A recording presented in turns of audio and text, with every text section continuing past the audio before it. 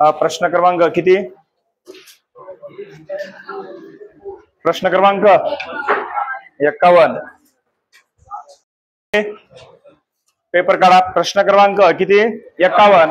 51 मध्ये आज आपण बघणार आहोत 48 आणि 72 यांचा मसावी किती. बघा 48 आणि 72 यांचा आपल्याला जर मसावी काढायचा असेल तर त्या दोन संख्या बघा कोणत्या आहेत? 48 आणि काय रे 72. तुम्हाला सांगितलं होतं मसावी हा नेहमी काय असते? लहान संख्या किंवा त्यापेक्षा लहानच. तर लहानात लहान संख्या कोणती आहे रे? 48. मग 48 ला आपल्या याचा लसावी काढायचा असेल तर आपल्या पर्याय दिलेले आहेत 6, 9, 12 आणि 24. या चार पर्यायापैकी अशी कोणती संख्या आहे मोठ्यात मोठी की त्या संख्येने दोन्ही संख्येला भाग जातो?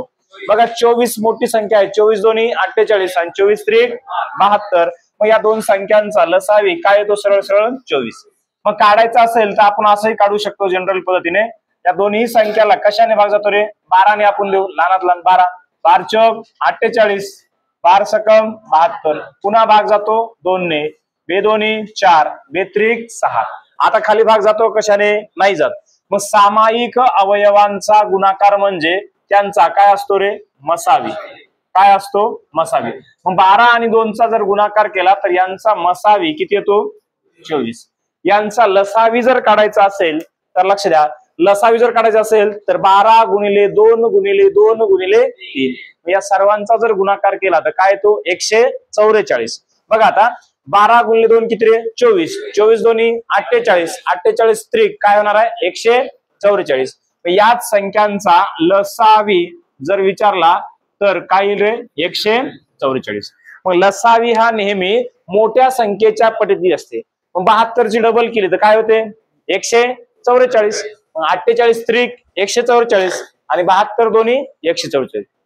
आपल्याला काय विचारलं याच्यामध्ये? मसावी. मसावी काय आहे? उत्तर 24. त्यानंतरचा क्वेश्चन आहे बघा 52 नंबर. 5 भागिले काय रे? 0.125. आता खाली पॉइंट आहे. पॉइंटच्या नंतर 3 संख्या आहेत म्हणून वर 3 शून्य वाढून घ्या. 1, 2, 3. हा पॉइंट कटला. आता भाग देता येतो आपल्याला. कशाने भाग रे? 25 ने देऊ आपण. 25 पाचा 25 दोन्ही हे 2 शून्य. 5 52 चौक 20. आपलं उत्तर काय आलं? 40. तर 52चं उत्तर आहे किती? 40. प्रश्न क्रमांक 53. 1600 रुपये मुद्दलाचे शेकडा 15% दराने 3 वर्षाचे व्याज किती? किती वर्षाचे रे? 3 वर्षाचे. आपल्याला व्याज म्हणलंय याचा अर्थ सरळ व्याज काढायचे. काय काढायचे? सरळ व्याज. किती रुपयाचं? 1600 रुपयाचं.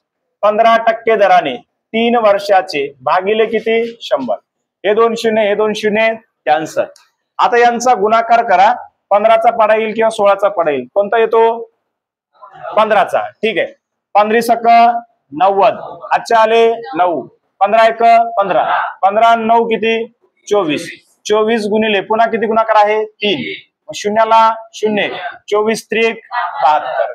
तर त्याचं व्याज किती येणार? 720 रुपये. त्यानंतरचा क्वेश्चन आहे 650 चे 12%. नंतरचा क्वेश्चन बघा 650 चे 12%. 650 गुणिले 12 भागिले किती रे? 100. हा एक शून्य हा एक शून्य कॅन्सल. 5 दोन्ही 10. 5 1 5. उरला 1. 5 त्रिक 15. 2 1 2. 2 सकम 12. 13 संग किती? मग 650 जर 12% काढलं तर किती येते? 78. त्यानंतरचा क्वेश्चन बघा. दर मीटरला किती रुपये आहे? 22 रुपये 65 पैसे. या भावाने 5 मीटर कापड घेतले तर 150 रुपयातून किती रुपये उरतील? सर्वप्रथम काय काढायचे? 22.65 गुणिले किती करायचे रे? 5. मग त्या 5 मीटर कापडाचे पैसे किती होतात? 22.65 गुणिले 5 करा. 5 5 25 ला. अच्छा आले इकडं 5 7 30. 30 आणि 2 32. 32 ला 2. अच्छा आले 3. 5 दोन्ही 10. 10 आणि 3 13. 5 दोन्ही 10. 10 आणि 1 11. पॉइंट 2 नंतर बरोबर आहे. मग त्या 5 मीटर कापडाचे एकूण रुपये किती होतात? 113 रुपये 25 पैसे. मग आपण दुकानदाराला पैसे किती दिले? 150 रुपये. मग 150 रुपयातून हे मायनस करून टाका. याच्या पुढे काहीच नाही, म्हणजे पॉईंट असतो, इकडे 2 शून्य घ्या. तर आपले दशांश नंतर 2 संख्या आहेत, त्याच्यामुळे आपण 2 शून्य घेतले. 113 पॉइंट किती रे? 25. इथला इथं घ्या, इथला इथं घ्या, इथला इथं घ्या. 10 झाले. 10तून 5 गेले 5. इथं राहिले 9. 9 मधून 2 गेले 7. इथं राहिले 9. 9 मधून 3 गेले 6. इथं 4. 4 मधून 1 गेला. मग उत्तर काय आलं आपलं? किती रुपये बसतील? 36 पॉइंट किती? 75. त्याच्या नंतरचा प्रश्न आहे, 1280 रुपयास घेतलेली साडी विकल्यानंतर 20% काय झालं रे? तोटा.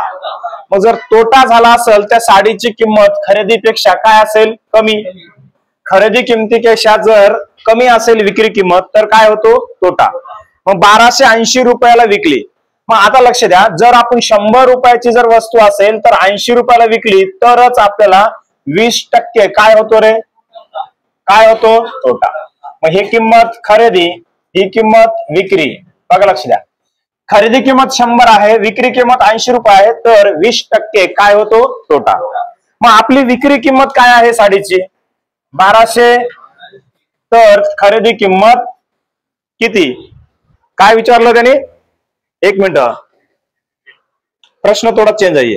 चला याचे उत्तर काढा, आपण त्याचे उत्तर काढू. याचा गुणाकार करा.